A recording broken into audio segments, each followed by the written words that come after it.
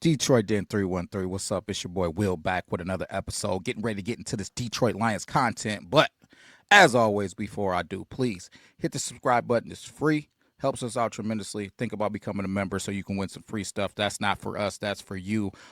We try to give back to everybody that's given to us, whether it's investing or just spending your time. And I shouldn't say just spending your time. Shoot, that's the biggest deal because we can't buy, no matter how much money we got, we can't buy more time. So appreciate you guys sitting in and watching the episode. But before I get into the meat and potatoes of this thing, we're going to have a little story time with Will. Life has been good. Life has been good. This podcasting thing has been taking off for us. We're doing really well. I got to thank you guys, salute you guys for tuning in to us and watching us and supporting the channel as we grow. And hopefully we're getting better and better. But I'm a routine guy. Every single day, if you watch the show religiously, you know I love my coffee. I love my coffee. Jump out to my normal spot to get my coffee. I'm mixing and I'm mingling. I'm talking to some people. Run into a gentleman that unfortunately lets me know that he's in town because he just lost his mother. Of course, I let him know, hey, prayers up for you and your family. I'm sorry to hear about it. He mentions that he's living in Atlanta now, but he's just in town to take care of some business, and he's on his way heading back out. So I'm like, kind of feeling down, feeling bad for him.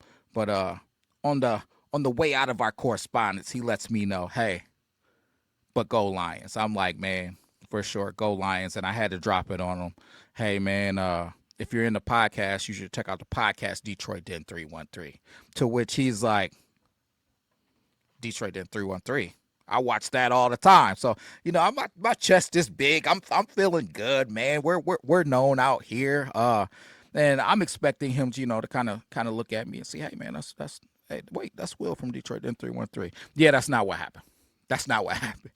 He proceeds to say, and Steve has not heard this story. So Steve is when you watch this episode, he's gonna hear the story for the first time. But he proceeds to look at me and say, yeah, man, that Steve there on the show, that dude is hilarious. He's the reason why I watched the show. I said, have a nice day, buddy. Have a nice day. So Steve, basically, you're pretty much carrying us. So thank you. I appreciate you, man. I hope you enjoyed that one. But getting into the business for today, a little bit of notes from yesterday's practice. Craig Reynolds, Taylor Decker, Al-Quadin Muhammad, and Kirby Joseph did not practice. But notables at practice, Sione Vaki, who we know that he's pretty much spent most of the offseason and season on the injured list. So him getting back to practice, hopefully he's 100% full throttle and there's no looking back. That's a guy that I think can help our running back room and even more so can really help us on special teams. Always a threat to any type of fakes or any types of gadget plays. He's definitely a threat for that. TA, who was obviously huge going into the Minnesota Vikings, and then Avonte Maddox, who was also huge going into the Minnesota Vikings. Minnesota Vikings, hey, not getting into too much game day stuff. Minnesota Vikings are the real deal. They're the real deal. They got threats all over the place. We're talking about Jay Jets. We're talking about Jordan Addison. Then you got, I like Naylor. I think Naylor's tough. Adam Thielen, veteran, but hey, red zone especially, touchdown threat, and then T.J. Hockenson. We know what he is. Ex-Detroit Lions, definitely a tough tight end. So it'll be interesting to see who's going to be playing that nickel position, who's going to be on the outside. We need TA this week, even though, hey, the Legion of Whom got down. They took care of their business, but I'm definitely looking to see some starters back this week. Brian Branch as well, back from the suspension. So that'll be something to look forward to. However, at yesterday's press conferences was very interesting to me. A whole lot of people talk, but two that are really sticking out in my mind is Coach Montgomery. I feel like he dropped a lot of gems, especially getting into some of the self-scouting that he was doing on his time off. One of the things that he really said that he dug into was looking at why J-Mo hasn't been as productive as some might expected him to be. And I think that that's huge. I think that is huge. We talked about it in a previous episode.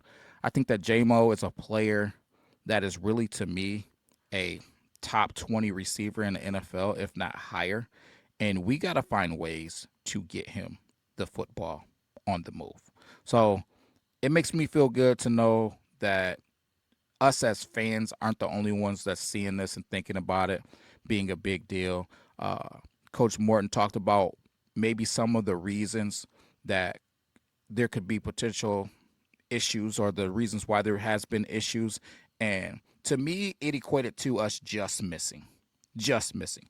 He said sometimes it's the offensive line, sometimes it's where JMO is in the progression. Hey, so when he's first in the progression, he doesn't get open fast enough or something happens. And then when he's second or third in the progression, sometimes they don't make it there because there was like a maybe some type of missed block or maybe somebody else in the progression gets the ball before they even get to JMO in the progression. So and then on some of those deep routes where he's come open, even Jared Goff said he's just missed him for whatever reason. Ball a little bit behind him, a little bit ahead of him.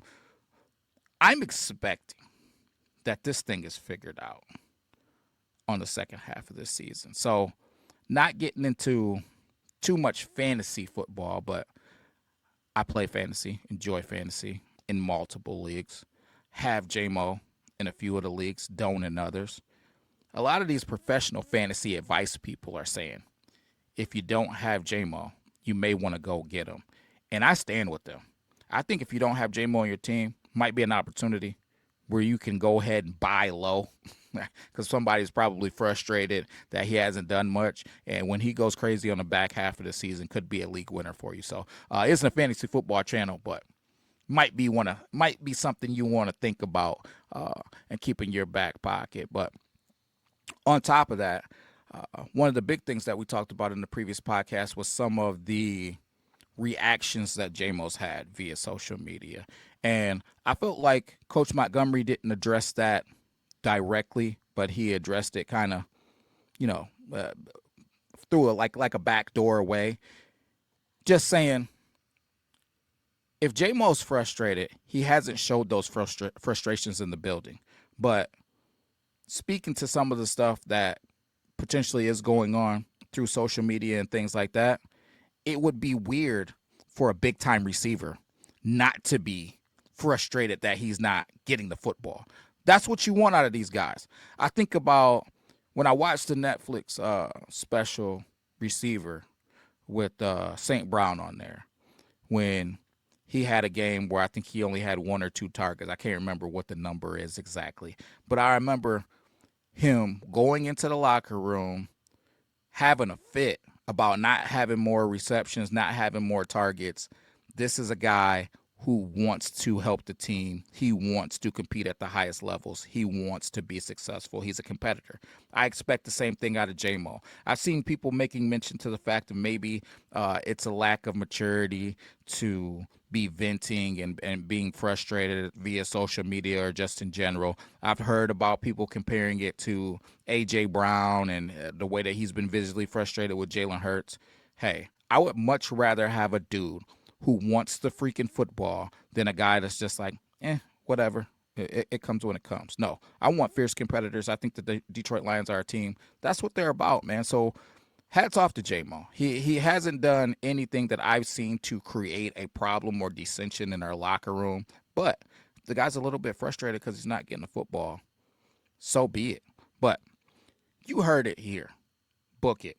JMO is still going to have a 1,000-yard season. I know that he's nowhere near the pace of having 1,000 yards. I think I read earlier that he's on pace for 700-yard season.